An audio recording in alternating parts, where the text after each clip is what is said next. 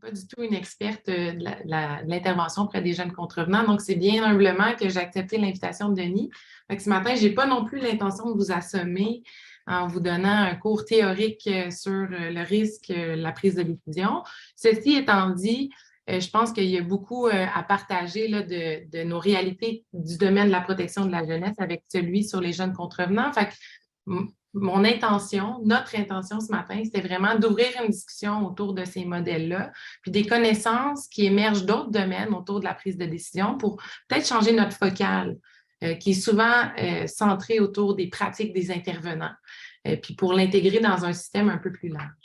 Fait que d'abord, quand on parle de processus de prise de décision, bien, ça réfère à un ensemble de petites affaires, hein, de micro-décisions qu'on va appeler. Donc, je vais vous proposer que ce soit l'ensemble des actions, mais aussi des réflexions là, qui sous-tendent une prise de décision. Puis, dans le fond, ces prises de décision-là, elles sont toujours dans des contextes circonscrits, c'est-à-dire qu'un intervenant, une intervenante va prendre une décision selon les possibles de son contexte.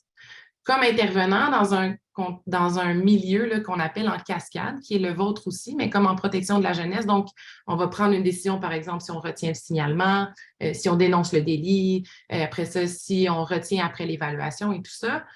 On est généralement responsable d'une sphère ou d'un moment décisionnel dans la trajectoire des jeunes. Mais c'est important de comprendre que du point de vue de l'usager, du jeune, c'est un ensemble de prises de décision prises par différents acteurs qui va caractériser son histoire, finalement, dans notre système. L'autre morceau bien important, c'est toute la question de la gestion de risque. Hein. Ça fait à peu près une quarantaine d'années qu'on parle de gestion de risque dans nos sociétés, avec Beck notamment, le 86, autour de la société du risque. Mais c'est cette idée-là que par-delà nos systèmes, là, LSJPA, protection de la jeunesse, on vit dans une société qui est obsédée par le risque, qui est obsédée par cette tentative de contrôle d'aspects qui sont fondamentalement incontrôlables, qui sont notamment le produit de la modernité. Fait que cette compréhension-là que le risque, ça fait partie de qui nous sommes comme société, puis qu'on a de la difficulté à admettre l'incertitude et le risque, on est toujours dans une perspective de les réduire, de les annuler, bien ça, je pense que c'est important de le situer dans nos pratiques. Je vais commencer en vous parlant des paradoxes, de certains paradoxes de la gestion de risque. Quand j'ai commencé à m'intéresser à la prise de décision, en fait, je me doutais bien qu'on n'était pas le seul domaine, la protection de la jeunesse ou les jeunes contrevenants, à vivre des situations de gestion de risque au quotidien. Puis, bien évidemment, nous ne sommes pas. On peut penser à nos collègues qui semblent bien éloignés, mais des ingénieurs nucléaires, les avions, le domaine de la santé en soins intensifs ou aux urgences, ce sont des domaines avec une gestion de risque qui peut être planétaire, là, si on pense au nucléaire, mais aussi plus local, avec des impacts, des catastrophes très, très grands. Puis, on a beaucoup à apprendre de ces domaines-là qui ont été des précurseurs dans la question du risque. Puis là, je vous propose quelques réflexions paradoxales de cette gestion du risque-là et de la culture de sécurité qui émane. Puis je pense qu'il peut coller, puis vous me direz après si vous êtes d'accord ou non, là, mais avec ce qu'on vit dans nos contextes d'intervention. Le premier paradoxe, c'est quoi la sécurité? Comment est-ce qu'on définirait un système d'intervention auprès de jeunes contrevenants qui est sécuritaire? Généralement, on est meilleur à définir ce qui est l'absence de sécurité. Un peu comme en médecine, on est meilleur pour décrire la pathologie que la santé. Je pense que dans nos domaines, de façon générale, sur le continuum entre ce qui est dangereux et ce qui est sécuritaire, on travaille généralement dans la zone grise, là, qui serait l'espèce de mauve bleuté sur le continuum que j'ai illustré, mais ce qui est relativement dangereux versus relativement sécuritaire, puis on a négocié cet espace-là dans nos pratiques. Deuxième paradoxe, c'est que comme société, comme système, on veut limiter les dangers, mais que les dispositifs qu'on met pour en limiter la portée ont parfois l'effet contraire d'en augmenter le risque. Puis là, bien, pour donner un exemple un peu gros, mais si on pense à Tchernobyl, hein, une catastrophe nucléaire d'ampleur inégalée, mais Tchernobyl a été déclenché parce qu'on a voulu tester ou implanter un système pour pallier une éventuelle interruption électrique. Hein? Fait que dans nos domaines, la peur de commettre une erreur ou d'échapper un jeune à très haut risque de récidive ou d'échapper la petite fille de Granby, dans le contexte de la PJ, peut faire en sorte qu'on va mettre des dispositifs pour limiter le danger qui pourrait avoir l'effet paradoxal d'en augmenter le danger parce que, dans le fond, on prévoit des choses qui sont plus ou moins susceptibles de survenir et pour lesquelles les dispositifs sont généralement autour de contrôler les pratiques, qui est le troisième paradoxe. Quand on veut gérer le risque, bien, notre réflexe, c'est d'essayer de contrôler les pratiques. Les organisations ont différents moyens de contrôler les pratiques. Elles peuvent mettre des dispositifs de surveillance, mettre des protocoles, soit faire de nouvelles normes, des prescriptions. Mais ces prescriptions-là ont souvent eu tendance, d'un point de vue historique, à dégager les personnes décisionnelles de leur capacité de jugement, d'une certaine façon. On a l'exemple, encore une illustration un peu grosse, mais un avion, un cockpit où on a tout automatisé pour limiter au plus grand le risque d'erreur humaine qui pourrait faire crasher l'avion. Puis là, bien, il y a un problème technique, tout se met à flasher dans le cockpit. Puis là, bien, les deux pilotes ne savent pas trop comment résoudre la situation parce qu'on leur a enlevé leur capacité de jugement en leur mettant des outils qui étaient plus ou moins, dans le fond, qui maîtrisent plus ou moins. Moi, je suis une chercheure sur la prise de décision. Dans le modèle, dans la protection de la jeunesse, il y a le fameux SSP que peut-être plusieurs d'entre vous connaissez. Donc, c'est un outil de soutien à la pratique qui vise un peu justement à s'assurer que les intervenants ont réfléchi à tout puis qui propose une décision aux intervenants.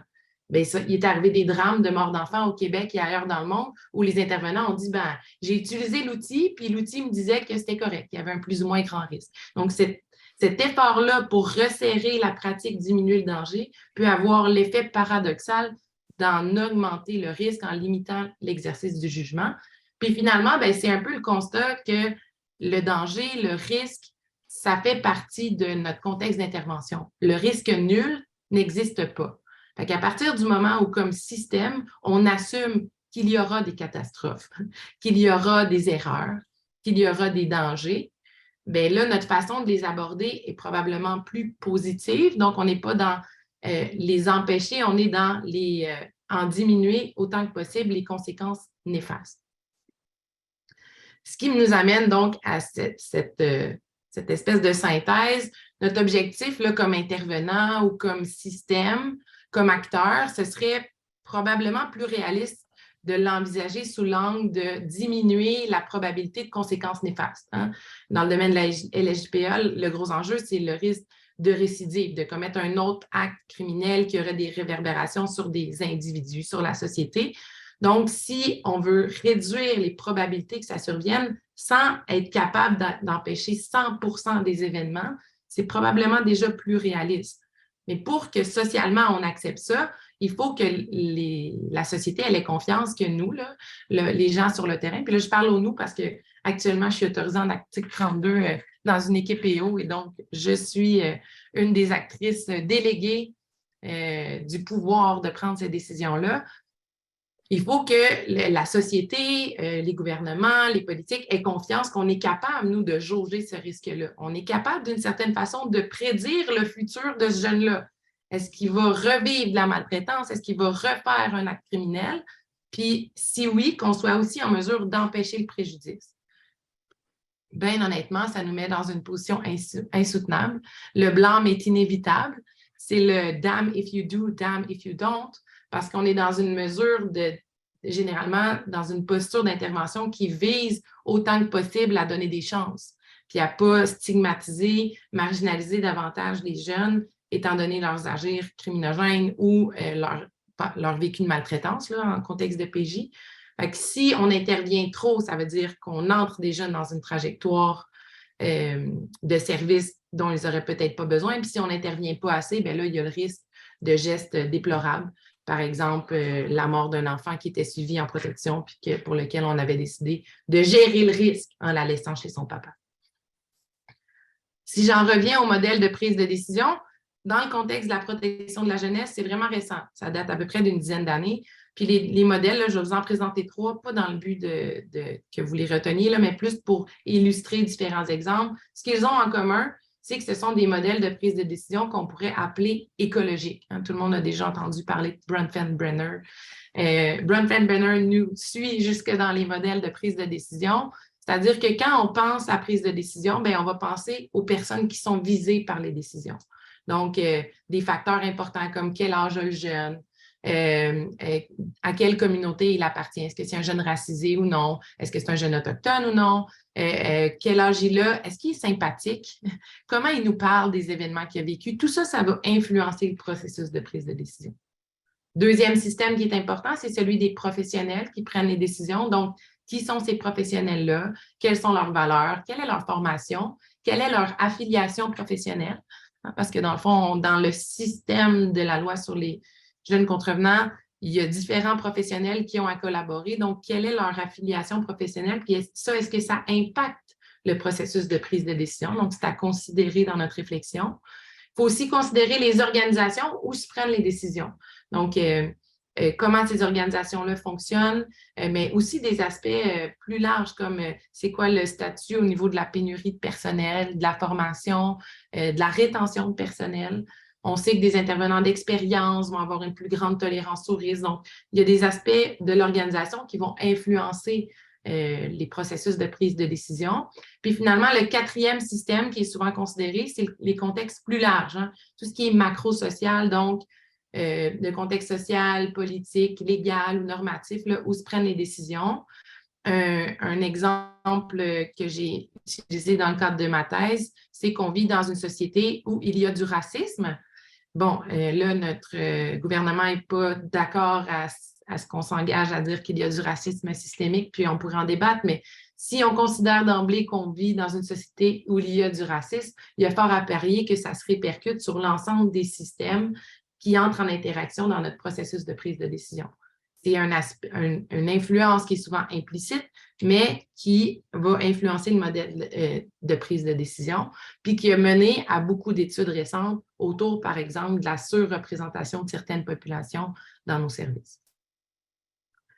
Un des modèles que je trouve particulièrement intéressant dans le contexte actuel du Québec, c'est celui de Monroe, qui a présenté l'approche des systèmes.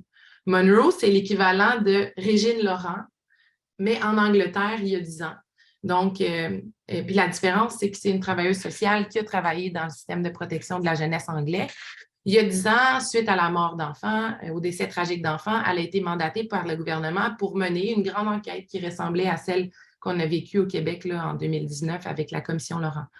La différence, c'est qu'elle a proposé une approche qui considère, dans le fond, les décès comme étant le produit d'un système qui a permis leur émergence. Puis là, c'est un peu jargon, là, ce que je dis, mais c'est que de son point de vue, pour comprendre des drames, puis les réformes qui s'en suivent, il faut comprendre ce qui a permis à ces drames-là de survenir. Puis parmi les facteurs qu'elle considère, bien, il y a évidemment tous les facteurs individuels, donc ce qui appartient aux jeunes, ce qui appartient aux familles, les services qui sont disponibles dans la communauté, mais tous les facteurs aussi qui appartiennent aux ressources et aux contraintes. Elle s'est aperçue dans l'enquête, en fait, en Angleterre, qu'un des problèmes dans la chaîne de prise de décision, c'est que les documents étaient partagés par fax et il y avait manqué d'encre dans un des fax. Et donc, le rapport était un peu caviardé et donc, l'information ne s'était pas rendue aux bonnes personnes. Bon, il y a de moins en moins de fax dans nos institutions, mais il y a encore beaucoup d'aberrations technologiques qui peuvent influencer, dans le fond, la réactivité puis le processus de prise de décision dans nos systèmes. Puis la troisième composante, c'est celui des contextes organisationnels. Donc, qu'est-ce qui est à la disposition des intervenants pour prendre des bonnes décisions, finalement. Est-ce qu'ils sont suivis? Est-ce qu'ils ont des espaces de réflexion? Puis pour Monroe, le porte-étendard, dans le fond, comment on saurait que le système soutient des bons processus de prise de décision? Ce serait en implantant des barèmes de qualité de service, qui ne seraient pas juste quantitatifs, juste de dire, ben, je fais 50 dossiers par année, mais qui serait de dire, est-ce que les services que j'ai rendus font en sorte que, par exemple, il y a moins de récidives parmi mes jeunes? Est-ce que les jeunes, même si on est dans un contexte d'autorité puis judiciaire, sont généralement satisfaits de l'approche d'intervention qu'ils ont reçue? C'est un modèle que je trouve intéressant pour réfléchir parce que, bon, dans le système de protection de la jeunesse à l'heure actuelle, on est dans la vague d'une réforme qui a des réverbérations jusque dans le contexte de la LHPA. L'autre modèle, c'est un cadre conceptuel qui est devenu dominant. Là, vous voyez, hein, c'est le modèle dit écologique qui va considérer les 4 facteurs dont j'ai parlé tout à l'heure, donc tout ce qui appartient aux jeunes, ce qui appartient aux organisations, les facteurs externes, donc plus ce qui est macro-social, puis les facteurs liés aux professionnels ou aux décideurs. Puis eux ont développé un modèle plus psychologique autour de comment les gens prennent des décisions en pondérant chacun de ces facteurs-là dans leur processus de prise de décision. Mais j'attire votre attention sur la dernière partie, qui est le résultat. Je vous ai dit il y a quelques minutes, on est dans des systèmes en cascade.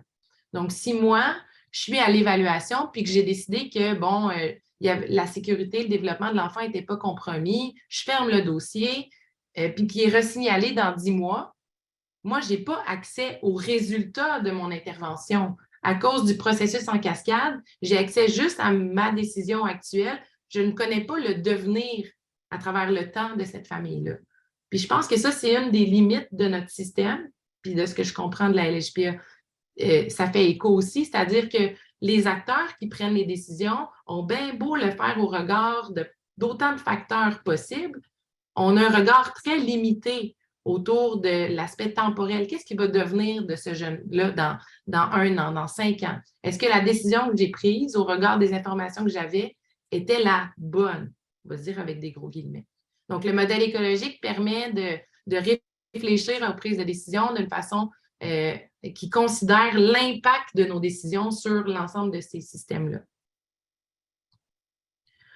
Puis là, bien, le dernier modèle que je voulais vous présenter, ayez pas peur avec toutes les bulles qu'on y voit, là, c'est grosso modo, c'est un modèle que je trouve intéressant parce qu'il illustre l'impact de quelque chose qui est tabou en protection de la jeunesse. Je ne sais pas si c'est aussi tabou auprès des jeunes contrevenants, mais c'est l'influence des valeurs personnelles et des attitudes personnelles des intervenants sur le processus de prise de décision. Donc, le modèle intègre les influences liées au cas, à la famille, à l'organisation, mais dans le fond, il a été mobilisé dans plusieurs études dans différents pays. Il a été fait dans une dizaine de pays à l'heure actuelle. Puis les résultats montrent que, dans le fond, le facteur qui est le plus important par rapport à la décision dans une vignette de placer ou non une jeune, ce sont les postures de l'intervenant par rapport au placement.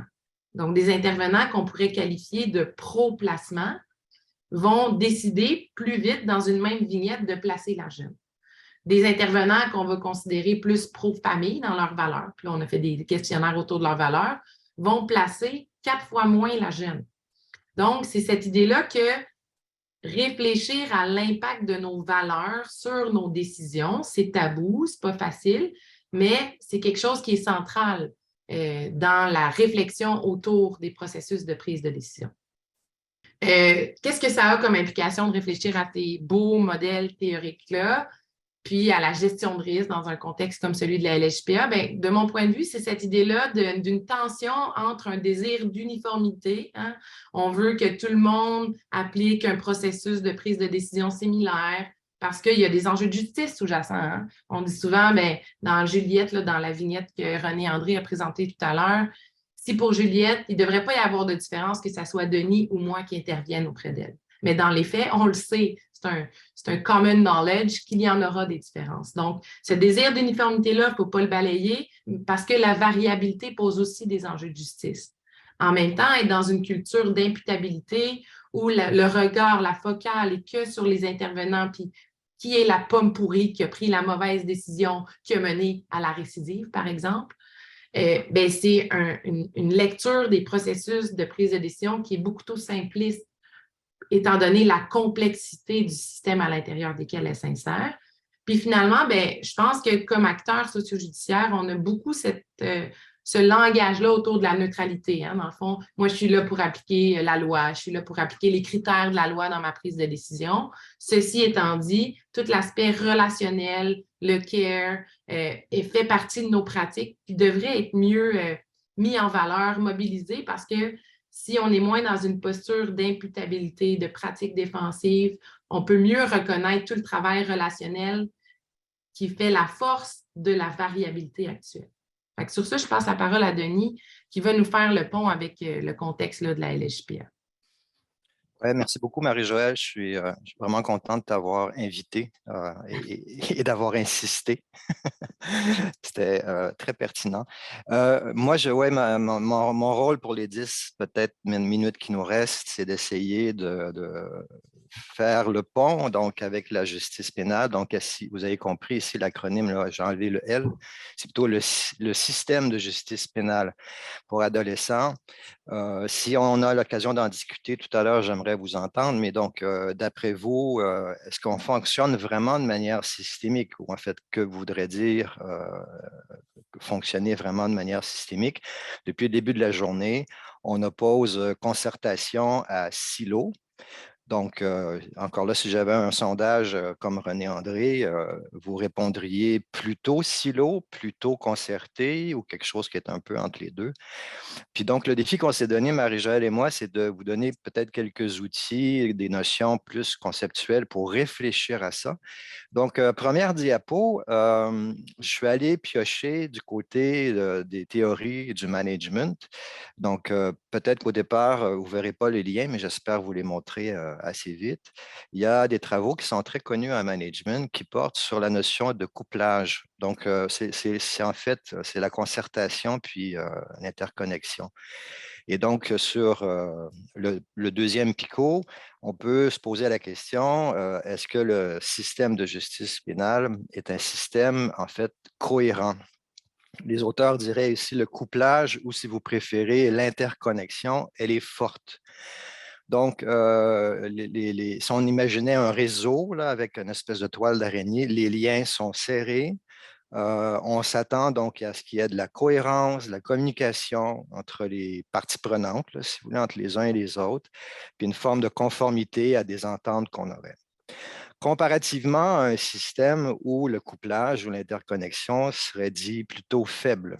Et donc, les différentes parties prenantes, donc pour prendre des exemples, les milieux scolaires, policiers, les milieux juridiques, etc., sont interdépendants en théorie, mais dans le fond, en fait, travaillent de façon relativement autonome.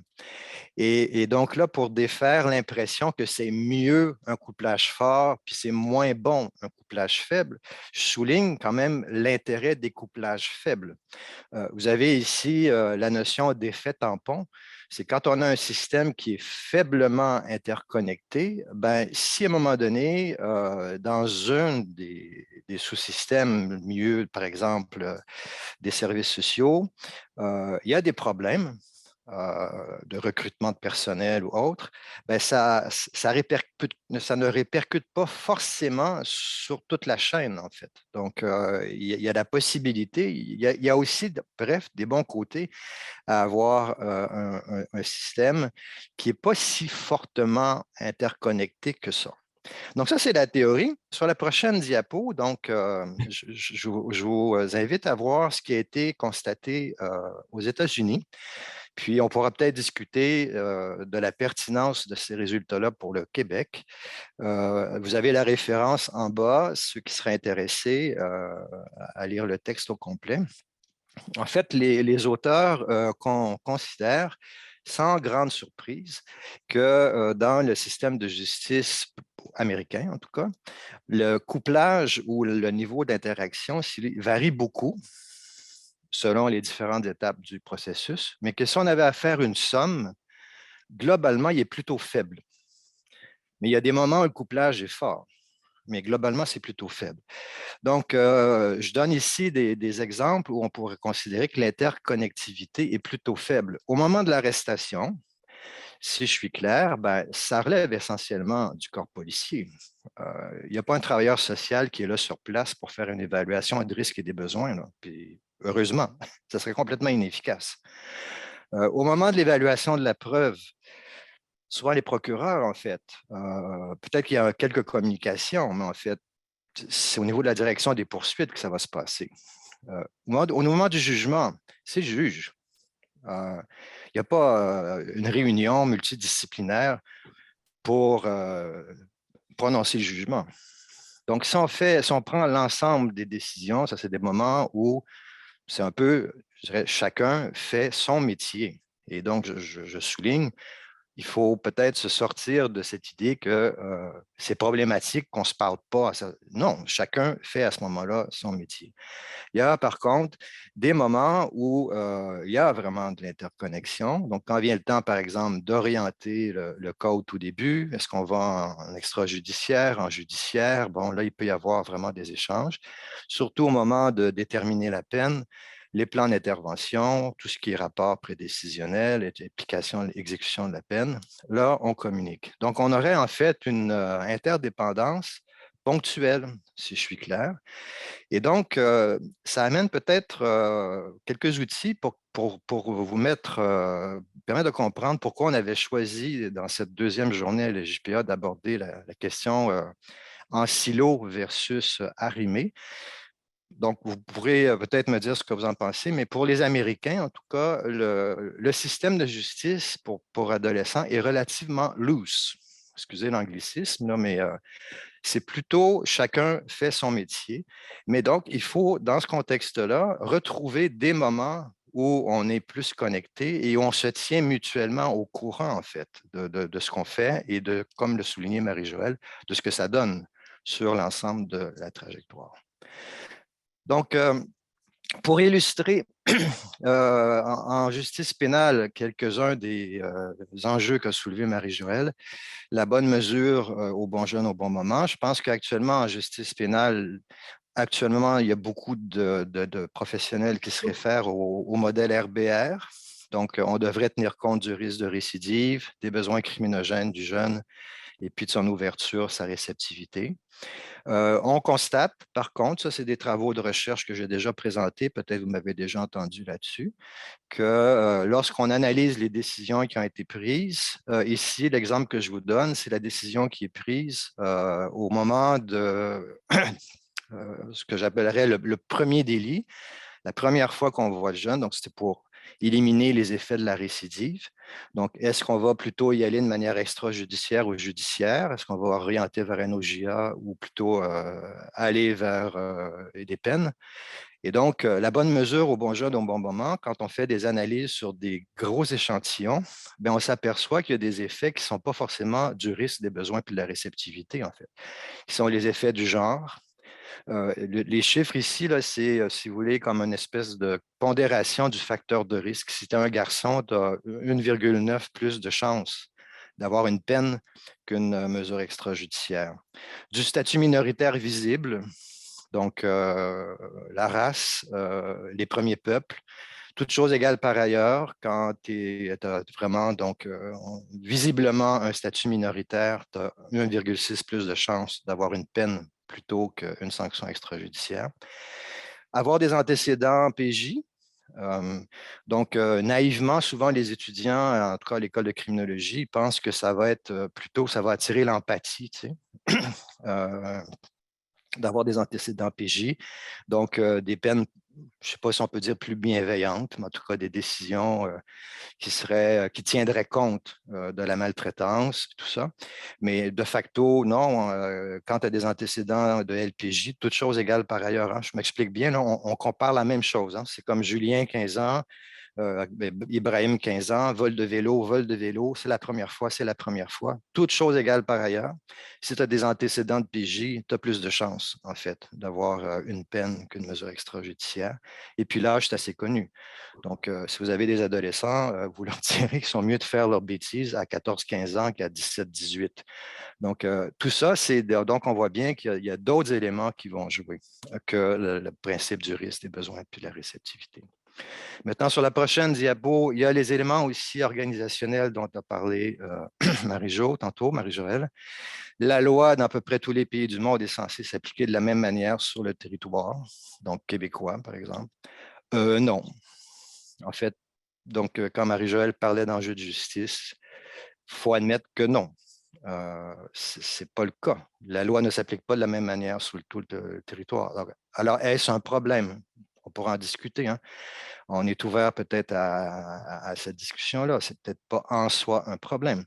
Mais encore là, dans les études que moi j'ai menées, si on essaie de comprendre ce qui se passe au premier délit, eh bien ici, les jeunes qui habitent des régions semi-urbaines ou rurales, comme vous le remarquerez, ont plus de chances d'avoir des peines que des sanctions extrajudiciaires ou mesures extrajudiciaires. Donc, ça dépend un peu où tu habites. Et puis, il faut défaire le préjugé peut-être que c'est en ville où tu es plus souvent judiciarisé. Non.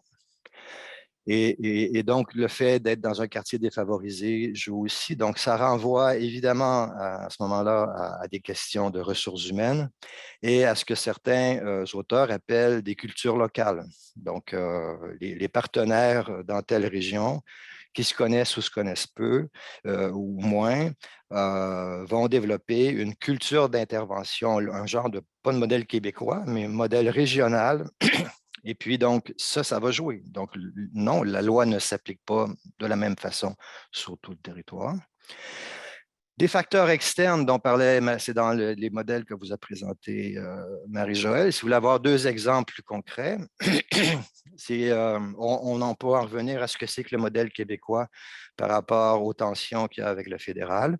Les plus vieux d'entre vous se souviendront sans doute que la LSJPA en 2003 était identifiée comme une loi du Canada anglais. Qu'il y a eu des levées de boucliers, que le Bloc québécois s'est levé, enfin, qu'il y a des universitaires qui ont manifesté. Donc, ce n'était pas une loi de chez nous pour des jeunes de chez nous. Donc, dès que ça bouge au plan fédéral et qu'il y a des amendements à la LJPA, des nouvelles mesures qui sont prises, évidemment, il y a cette tension-là qui va jouer. Et pour vous donner une autre idée des facteurs externes, l'effet des médias. En criminologie, on appelle ça le populisme pénal. Et donc, la plupart du temps, ça va plutôt vers une idéologie qui est sécuritaire. Ceux qui seraient intéressés par la notion de populisme pénal, je vous réfère aux travaux de Nicolas Kélos, qui est un Suisse. Donc, c'est souvent, en fait, c'est très prévisible. Quand, à un moment donné, les médias s'emparent du cas d'un jeune de 17 ans, c'est rarement, en fait, pour nous présenter un cas de désistance réussi. C'est habituellement pour nous présenter plutôt un cas où il est arrivé un drame, une catastrophe, comme disait, on pourrait dire entre guillemets catastrophe, comme disait Marie-Joëlle, qui nous dirige vers plus de sécurité, une espèce de mouvement victimaire, en fait, où tout à coup tout le monde devient inquiet. On pourrait tous être éventuellement victimes d'un jeune qui a une arme à feu en ce moment dans le nord-est de Montréal et donc plus de contrôle pénal. Donc, c'est des effets externes. Moi, comme je vous disais, mon intention était surtout de donner des exemples. Je pense que donc les lois fédérales, le populisme pénal, les médias jouent forcément sur les décisions aussi que l'on prend. Et ce que Marie-Joëlle a qualifié de valeur tout à l'heure, dans le domaine de la criminaux, l'équivalent, je pense, ce sont des travaux. Encore là, vous avez la référence. Il y en a qui veulent creuser un peu. C'est appelé la préoccupation centrale du décideur. Donc, tous les cas sont complexes, toutes les décisions sont complexes. Mais si on avait à vous demander, chacun d'entre vous, c'est au fond, là, au fond de vous, là, quand vient le temps de prendre une décision ambiguë, qu'est-ce qui l'emporte? Et donc, on constate qu'il y a des gens pour qui c'est vraiment la préoccupation centrale, c'est l'application juste des principes de la loi. Donc, les grands éléments, violents ou non violents, quel est l'âge, le taux de récidive, son degré de responsabilité dans ça. Il faut que la décision soit juste. Il y a des gens pour qui la préoccupation centrale, c'est surtout la protection de la communauté puis des victimes potentielles. D'autres ont, je dirais, des préoccupations pragmatiques. Donc, vont se dire peut-être que ce qu'il aurait fallu faire, ça aurait été une dénonciation d'un bris de conditions, par exemple. Il aurait fallu judiciariser, il aurait atteint un couvre-feu. Mais les conséquences pour le jeune font en sorte que je ne le ferai pas. Donc, des conséquences sociales. Ou la bonne chose à faire, ça aurait peut-être été de dénoncer, mais le système est déjà tellement encombré. Donc, c'est des considérations pragmatiques qui l'emportent. Et puis, le dernier picot, c'est des considérations plus de l'ordre de la LPJ. Tout à l'heure, Mme Rondeau, la juge Rondeau, nous disait faites bien attention de départager ça. La LSJPA est une chose, la LPJ en est une autre. Maintenant, je pense qu'il y a quand même plusieurs professionnels qui ont en tête des considérations de LPJ.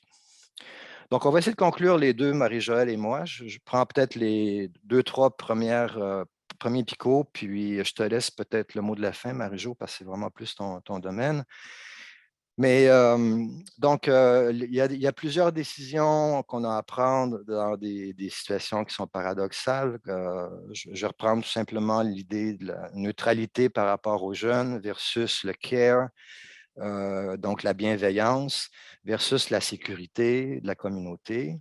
C'est une première chose. Je pense qu'il faut maintenant, c'est sans doute une évidence, là, mais travailler dans ce contexte-là. Savoir que le système de justice pénale n'est pas si tricoté, serré que ça. Enfin, c'est mon avis. Il est tricoté, mais il y a des moments, dans le fond, où on est plus en interaction qu'à d'autres. Par moments, on est plutôt chacun chez soi à faire son métier et c'est parfait comme ça. Mais sauf qu'il arrive, c'est qu'il faut avoir en tête un regard longitudinal. Marie-Joëlle l'a bien mentionné, en fait. Il faut savoir qu'on est dans un système où les effets sont en cascade. Un signalement retenu ou pas, une arrestation faite ou pas, une décision de tenter des poursuites ou pas, répercute d'une certaine manière sur l'ensemble de la trajectoire des jeunes. Et donc, de l'importance d'analyser tout ça d'une manière longitudinale. Maintenant, qu'est-ce que c'est qu'une erreur, puis comment on comprend que parfois il y a quand même de la récidive? Je vais peut-être te laisser le mot de la fin, Marie-Joëlle, si tu veux. Donc, avoir aussi une manière systémique de parler des pratiques et parler de la récidive de manière non défensive. Ben, en fait, c'est ça. Je pense que le mot de la fin, ce serait je ne suis pas dans une perspective de nous décharger de nos responsabilités d'intervention puis du processus décisionnel, mais l'exercice de ce matin vise vraiment à situer ça comme étant beaucoup plus large que ce que nous pouvons, comme intervenants, considérer, mais d'inviter nos organisations à adopter un regard plus positif sur la culture de sécurité, finalement, en développant des espaces où on peut discuter de nos erreurs ou en créant des espaces de collaboration, de concertation. Je pense que c'est, pour moi, l'intervenant, là, dans le fond, en le resituant comme étant un acteur dans un système beaucoup plus complexe, ça invite à donner du pouvoir à ces autres acteurs-là dans la responsabilisation parce que c'est facile toujours surtout dans une logique d'imputabilité, là, de chercher la pomme pourrie. Puis j'espère que la présentation de ce matin aura permis de clarifier que c'est jamais un individu qui est la pomme pourrie. Ou en tout cas, bien rarement. C'est que le système a permis à la pomme de pourrir. Je ne sais pas si c'est plus clair. Voilà, merci.